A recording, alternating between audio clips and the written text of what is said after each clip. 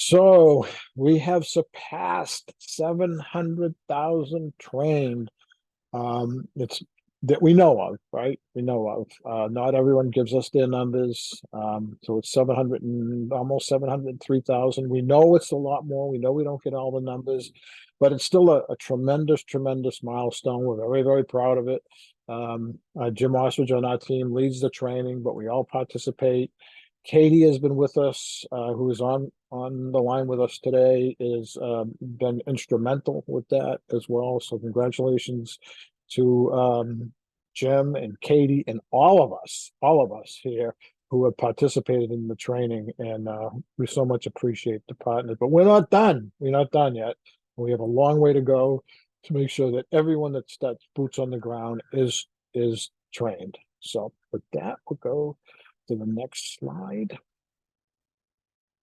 Line of duty deaths, unfortunately, is still numbers 11 as of March 5th. You see the numbers there: 5 law enforcement, 1 EMS, fire / EMS, 4 tow operators, 1 roadside technician. So, we had such a good year this time last year. I think we went 2 or 3 months without having any fatalities, but still, 1 is too many. And we all the things that we do here, with your participation, can enhance, the safety. We firmly believe that. We firmly believe that those numbers that you see would be higher without the TIM programs out there. You just can't prove it necessarily with data, but we all know of the value that what we're doing with TIM, as actually saving lives. So, next slide, please. So if many of you know that we have an annual self-assessment. It's been on hold. That we didn't do one in 2023 because of some bureaucratic issues that we didn't get the proper approvals within the federal government to do what they determined to be a survey. So it's been on hold. We're about ready to get approval. I think we're dealing with government agencies here, so I'm hoping sometime this summer we'll be able to kick off the 2024 annual self-assessment. Last time we did it, we had 77 participating regions. Prior to that, we had usually almost close to 100. There's reasons why it went down a little bit last year. Last time I won't explain to you, but it is a tremendous, tremendous tool for helping, bringing the stakeholders together and discussing what is, what can be done from a committee standpoint to improve traffic incident management. Next slide, please. There's more to come on that.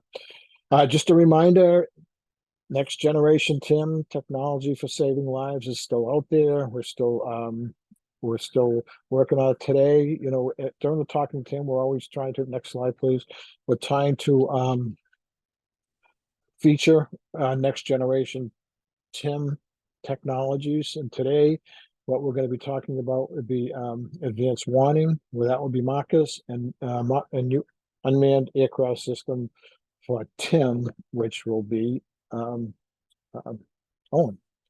So next slide, please. So just a reminder, and I promise I won't keep doing this, but last year we had about 12 states that didn't apply and receive their 125,000. It used to be 100,000. Now it's 125,000. So we want to remind folks again that we had, that it's sort of relatively new in the fiscal year. So I would, although it's getting there, ask your stick committee if you can find something TIM related to spend the money on. Just remind you on that.